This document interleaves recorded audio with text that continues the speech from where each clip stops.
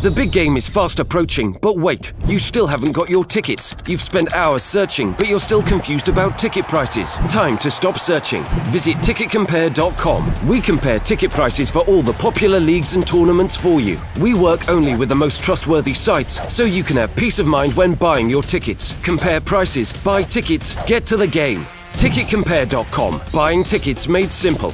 We were just talking, Harry, sorry, just talking to Nick Pope before about kind of, his beginnings, and obviously you came through as sort of a professional club and always had that through your career, but do you think sort of working through the sort of lower divisions, keeps you grounded and gives you a different but equally helpful football education and keeps you very much feet on the floor?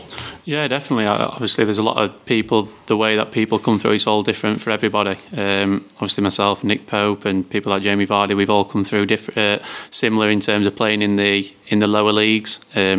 One thing for certain is that when you do generally play in the lower leagues, you generally do get experience of playing games week in, week out, which is really big, especially as a young boy. You see a lot of players in the Premier League who are very talented young boys, and then they don't really play or break into first team until 21, 22 years old. So no, I think playing in the lower leagues, it's a big help in terms of playing week in, week out. I think by the age of 20 years old, I think I played around 160 games, which is quite a lot for a boy that age, and you see some players in the Premier League who might have not got the chance by then. So no, I do think getting experience and learning your game by playing, because the best way you can learn in any game is by playing matches, and no, I think it helps in that behalf. Yeah.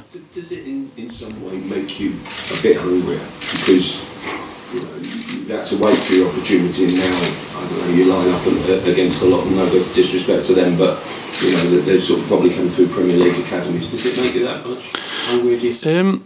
I think it's hard to say because I haven't done it the other way, but myself, I've always been really hungry to play at the top level. Even when I was playing in League One, I always felt my aim and ambition was to play at the top, and I'm sure it's the same for everyone else. That's what everyone dreams of, playing in the Premier League.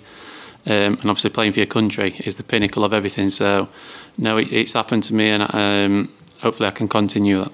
Obviously everyone's different in whatever academies are in the Premier League, but the talented kids at 20, 21 who aren't getting game time, would you always recommend them? Maybe it's a big step, isn't it, taking a step down from the Premier League to say to the Championship or League One, but would you recommend them?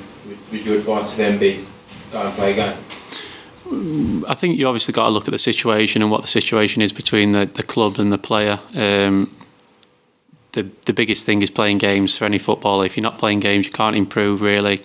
You can't develop your experience as a player. So I would recommend playing games. Obviously, there's the under-23 league, which is, I've watched it a few times with Leicester. It is a competitive league now. But there's nothing like on a Saturday at 3 o'clock putting your boots on and going out and playing a league game, playing for 3 points, where it means a lot. The pressure's on. So I would recommend that. But obviously there's different ways in people can come through. You see people break through when they're 22, 23-year-old, and then they go through and they have successful top careers. So I think there's both ways it can be done. Just for myself, I was fortunate enough to play a lot of games when I was a young boy, and I made that step through the divisions.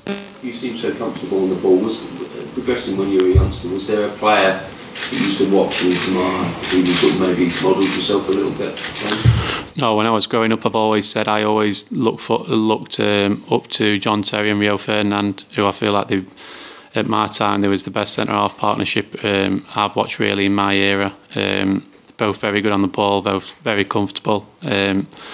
So no, I did look up to them, but probably the main reason is why I do feel myself comfortable on the ball is when I was a young boy I did play centre midfield until I was 16 years old, and then I'm a little growth spurt and ended up playing centre half for a few games and managed to break through at centre half. So I'd say that's the main reason, but no, I did look up to John Terry and Rio Ferdinand, who, like you've seen in the past years, they're very comfortable on the ball and able to bring the ball out from the back.